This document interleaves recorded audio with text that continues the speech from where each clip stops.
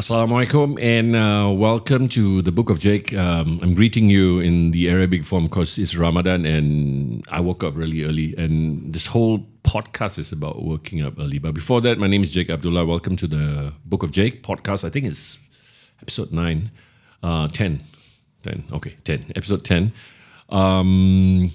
We are at the lovely Adam Lobo Studios. Again, like I said, if you're a new podcaster, you might want to, reach out to Adam or to myself if you want to rent this out. Click, like, subscribe, help us out. This whole podcast is about us together improving ourselves. So, today we are talking about does waking up early and being an early riser make a difference? To me, it does. And if we go back in history and we talk about early rising, it's this phrases like early bird gets the worm and stuff like that. It has to come from somewhere. So to me is, if you think about it, we all have to get up early. I mean, there are times where if you're working in the night and then you sleep throughout the day, but it makes a difference. So what time do I get up? This is Ramadan, so I'm up at 4. Why I'm up at 4 is because, I need to work out. I need to prepare my food and then do my prayers, and then I'm up. Do I go back to sleep? No, I don't go back to sleep. I usually try to get a power nap. Lunch, the power nap could be half an hour and stuff like that. So why get up early? I take you back to what Kobe Bryant said. I know I speak a lot of Kobe Bryant and God, man's gone, but bless his soul. He said something that I had an epiphany about this. He said, if I get up early 1 hour before everybody,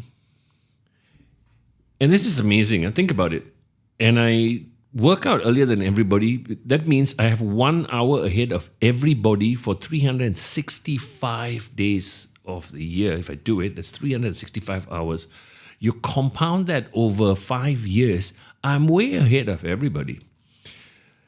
While I didn't think much of it, then I start to think that if I do this thing 1 hour a day, and then suddenly, the law of 1,000 says 1,000, or you become professional and all that, I'm better than everybody. The problem with us is we want to be like everybody, and everybody does the same thing.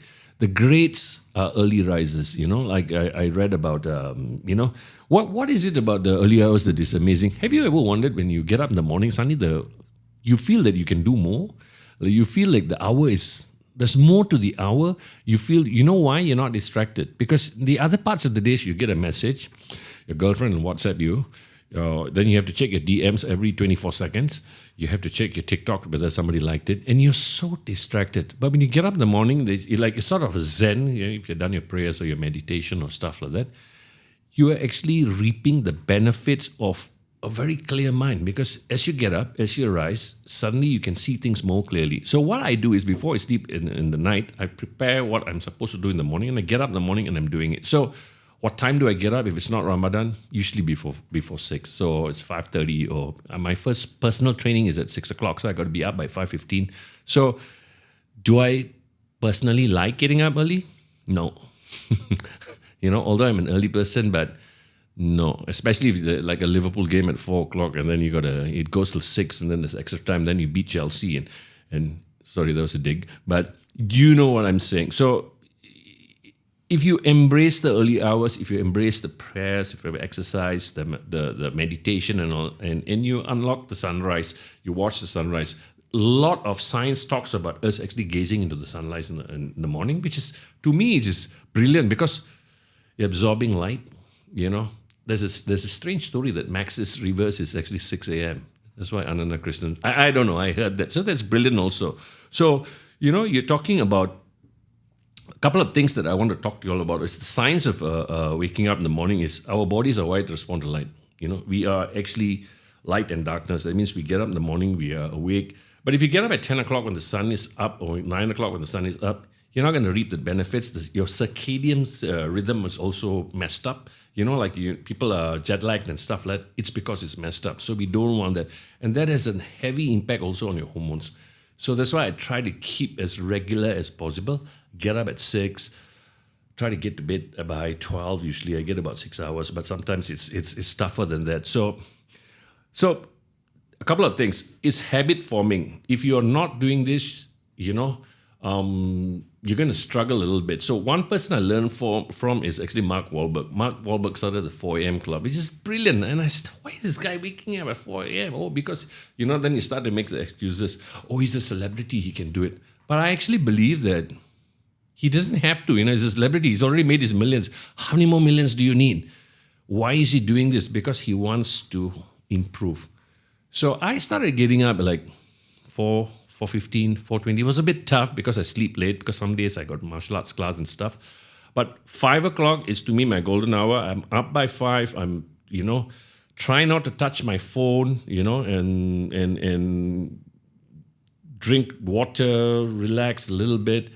There's this extra prayer you do, and then get to prayers, and then you go and work out. So that's my time. What's the secret of unlocking it? Suddenly you feel that you are better off than 90% of the people in the world, because most people will just get out of bed and routine and all that. So that 1-2 extra hours is mine. It actually works for me. So even Dwayne Johnson, if you ask him what's his secret, it's this: I'm up at 4:30, I'm up in the gym, I'm taking care of my body. So I guess my take on this is, look, if you're up before everybody else, and if you're using that hours to actually improve the quality of your mind, your body, or your soul through prayer, then brilliant, you're already ahead. It's not going to show in the immediate week, month, maybe even a year, but it's definitely going to grow into you. You're going to be better than everybody, probably in a year plus. You're going to be exceptional. So what you should take out of this is, look, Jake might be talking just nonsense, but think about this. People ask me, how do you do all the things you do in this years that you've had? It is because I chose the unpopular road. The route is I don't go and party like everybody else. Yeah, it's been once in a while, but I'm up before everybody else, and I'm reading. I read a lot about AI. Just talking about Adam, I'm on the treadmill at 6 o'clock. I'm reading about AI already. I'm studying what's happening in the world. I'm studying what's in the news. I'm ahead of everybody. If you're not, you're not. So the fault lies in actually us trying to be average. And this is because of the people around us. And I spoke about the law of average, right? So listen, guys, if you want to stay ahead, very simple way to do it is, one, get up early in the morning, wash your face, have a drink of water, look at the light, if the light's out, catch the sunrise, do your prayers, do your exercise, read. Already you're ahead of 99% of the people in probably the country. The problem is we don't do it, And what you really need to do is do it consistently, because if you don't, you know what I mean? No, it's very sporadic. Don't expect results straight away. It will happen. Again, like I said, everything I'm talking to you is from experience, I'm not a very smart person, but I outwork most people. And like I always said, hard work beats talent and strategy for breakfast. If you keep at it, it will happen. You just keep at it and it's going to happen, But it's the habits. Up in the morning, before everybody else. Anyway, I hope you have a very good buka puasa. Again, like I said, eat sensibly. Next week, we'll talk about my 5 top tips on, how to make your Ramadan more effective in workouts and diets and stuff like which I actually do. And I hope you found this podcast really helpful. Again, we're doing this together. Let's all benefit from this. Like, subscribe, and again, if you want to check out this Adam Lobo Studios, you really should. You see I'm pushing this pretty hard because it's an amazing studio. Please also buy my book at www.bookofjake.my. I'll see you again next week, and happy fasting.